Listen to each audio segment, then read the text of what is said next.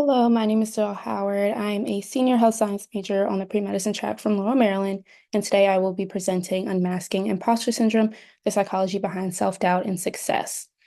I decided to choose this topic because, along with myself, I know a lot of students as well in college struggle with the imposter phenomenon, and I just kind of wanted to, bring it to light and address it within the psychology class, along with the other topics we have learned that are related to the phenomenon. So to go through this presentation, we will be addressing the introduction, literature review, roles of childhood development, brain development, synthesis of factors, treatment, conclusion, and resources. So to begin with the introduction, the persuasive belief of inadequacy reflects a central feature of imposter syndrome, which is a psychological phenomenon first identified by researchers in 1978. It affects over 82% of high-achieving individuals, and its prevalence continues to grow in today's society. It is characterized by persistent self-doubt, and imposter syndrome, has significant implications for mental health, contributing to high-functioning stress, depression, anxiety, and other psychological challenges. The development of this phenomenon is very multifaceted, influenced by psychological factors such as childhood trauma and developmental processes, making it a critical area of study for understanding for its long-term impact on individual well-being and performance. Going into the literature review, although imposter syndrome is not officially classified as a DSM-5 psychological disorder, it reveals complexities of the human brain and results in psychological factors that impact human function. It presents as a recurring psychological pattern in which individuals struggle to internalize their accomplishments in fear of being exposed as frauds. The phenomenon is marked by a range of key emotional and cognitive traits, including self-doubt, fear of failure, low self-esteem, and fear of success. These feelings become persistent with anxiety, depression, and burnout as individuals continuously strive to meet perceived expectations while diminishing their current achievements. This phenomenon goes to present in various aspects of life, including academia and work experience, as it extends beyond mere feelings of inadequacy, but then goes to influence key decision areas such as decision-making, career advancement, and personal development. Current research indicates that individuals with stronger imposter tendencies often report lower job satisfaction, reduced engagement in organizational citizenship behaviors, and higher levels of continuous commitment. This reflects a reluctance to leave unfavorable situations due to a fear of failure, and this direct linkage to psychological perspectives allows health professionals and researchers to understand implications of imposter syndrome and how its significance has increased in today's high-pressure society. Going into the role of childhood development, the proposed root of imposter syndrome stems from childhood experiences and associated childhood trauma. The childhood experience upholds many components due to family dynamics and cognitive behavioral impact of those specific family dynamics. Adverse childhood experiences, also known as ACEs, are significant physical, mental, or social events occurring from ages 1 to 17 that are considered to be a fundamental factor that can have lasting effects on one's health and well-being in childhood and life experiences well into adulthood.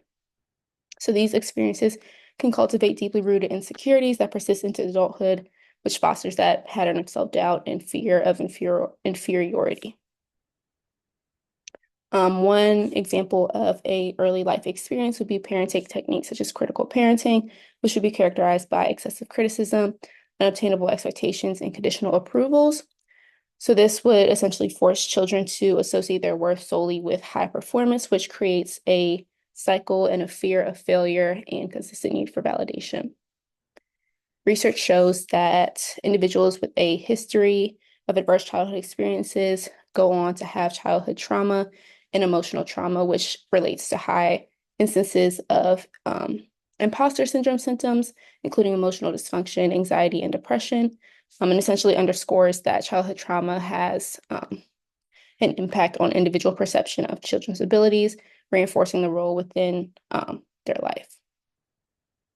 Going on to brain development and imposter syndrome, the relationship between childhood trauma and brain development confirms that mental experiences and regions of the brain significantly impact psychological issues and how the body behaves and functions. When neurological trauma and stressors occur at younger ages, neurodevelopment is negatively affected, allowing for various brain structures to be altered. The brain region that I specifically focused on was the prefrontal cortex, which is responsible for cognitive function, and that is impacted negatively, allowing for the disruption of self-regulation, critical thinking, and emotional stability. These structures being undeveloped, therefore, go to allow for plasticity to flourish, which allows the ideas and thoughts processes of imposter syndrome to be continuously reinforced as the brain continues to develop. Essentially, with the brain development in childhood trauma, the feeling of inadequacy transpires well into adulthood, continuing a psychologically, fueled cycle of inadequacy within the individual. Going on to the synthesis of factors, we see that imposter syndrome presents outside of childhood and well into the adult life. So societal pressures make imposter syndrome even larger by equating self-worth with professional success, particularly in achievement-driven cultures. In these environments, there is an emphasis on productivity and competitiveness, which fosters a constant striving for perfection while dismissing a success or any feelings of success as luck or just fraudulence. So we see that gender roles also play a large role in imposter syndrome, especially for women and minorities in fields such as STEM, academia, and corporate leadership. We see that these women are more likely to experience imposter syndrome due to stereotype threats and limited representation. We also see cultural stereotypes as racial minorities face unique challenges, and that is driven by systemic exclusion and biases. Essentially, these overlapping pressures create even more of a vicious cycle of self-doubt and emotional distress, necessitating interventions that address both individual mental health and systemic societal issues as a whole. I also touched on treatment a little bit in my paper, but wanted to expand on it more in this presentation. And as I said earlier, imposter syndrome is not recognized as a disorder, but more of a psychological phenomenon, which means that it would not be listed in the diagnostic criteria and treatment options, which therefore makes success and support less available and accessible, as it is not necessarily defined in any psychological aspect. But despite this, it has led to many mental health related issues, including anxiety, depression, and burnout, as mentioned earlier.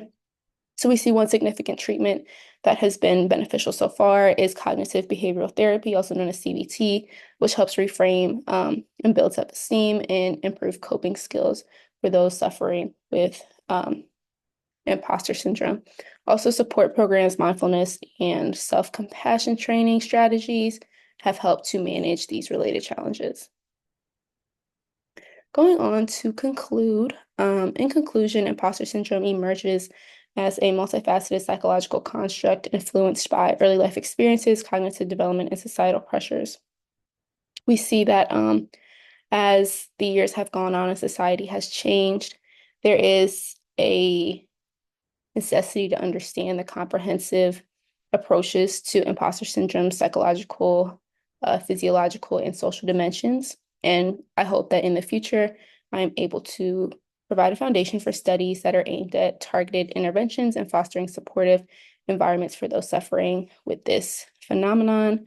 I hope to go on to present this research at Research Day in 2025 and also include some studies that are in direct linkage with Spelman students. So understanding how Spelman students have a conception about imposter syndrome and going about finding solutions to helping them navigate those struggles, as that wasn't something that I necessarily had through my Spelman experience. So hopefully I could be able to kind of assess and help other students through matriculation and essentially eliminate imposter syndrome in the Spelman College community. Thank you for your time, and I look forward to any questions you have in the chat.